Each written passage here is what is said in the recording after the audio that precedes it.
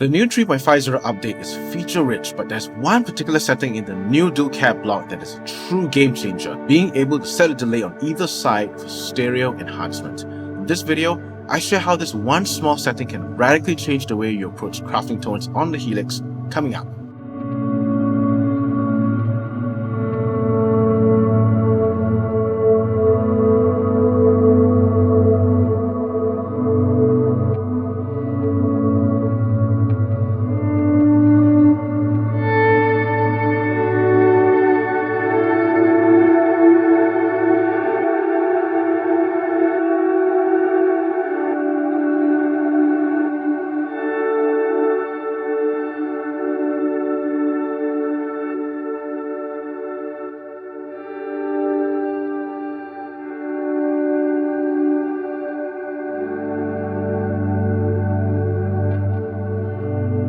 Hello and welcome to the video. If this is our first time meeting, my name is Justin and I'm all about worship guitar, helping you sound and play your best with Jesus.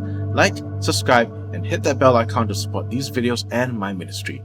If we've met before, welcome back. Prior to firmware 3.5, enhancing the stereo spread of a patch was possible via one of two ways, using a simple delay block on a split path with two single cabs, or a dual delay block with one of its sides turned off and the other side set similarly to the simple delay.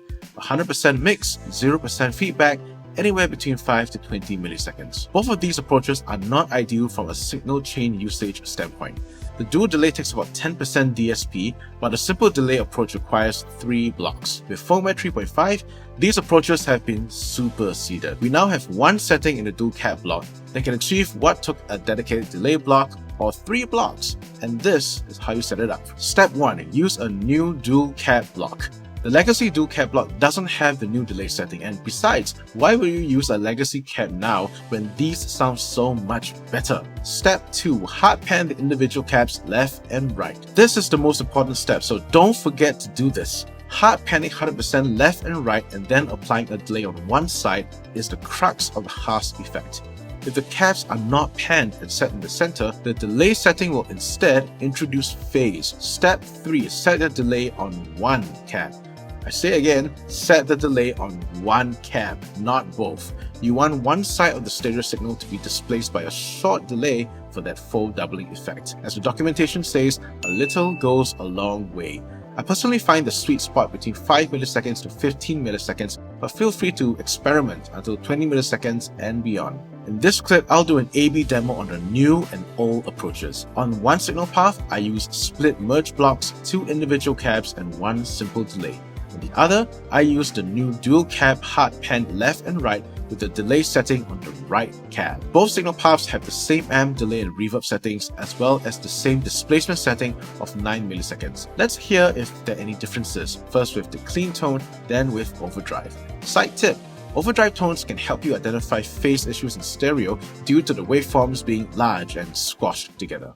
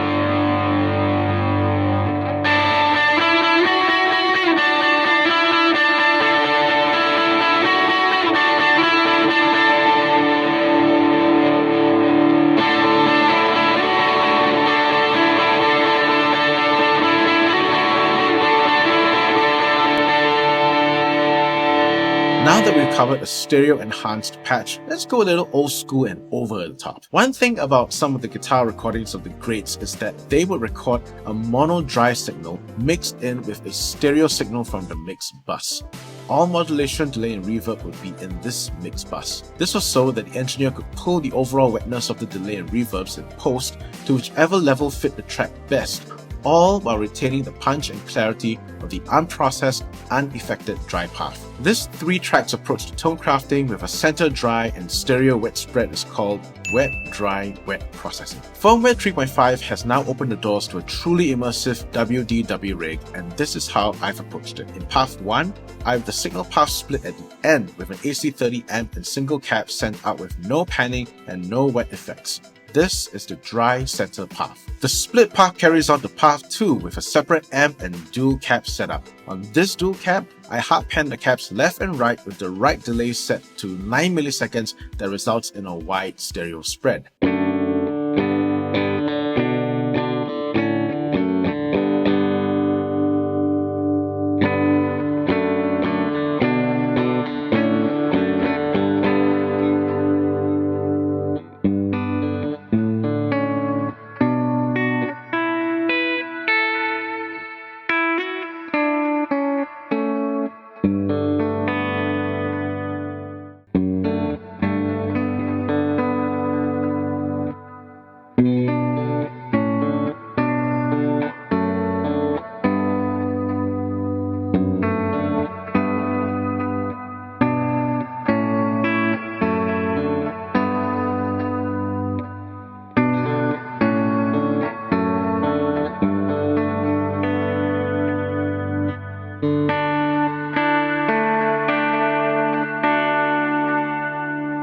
Path 2, I can take processing even further by having a split AB block that routes the delay and reverb in parallel and not in series.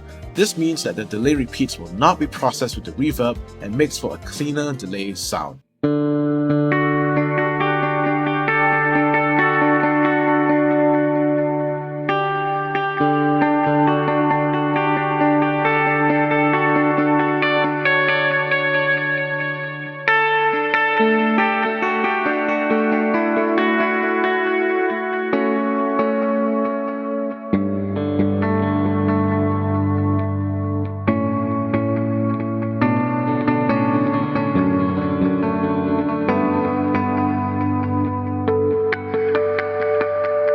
So not only do I have stereo wet, dry, wet processing, but I have parallel processing on the wet path. What does all of this mean? The overall tone is cleaner and clearer. Delays and reverbs don't end up mushing everything up together with an overdrive sound that retains attack and definition.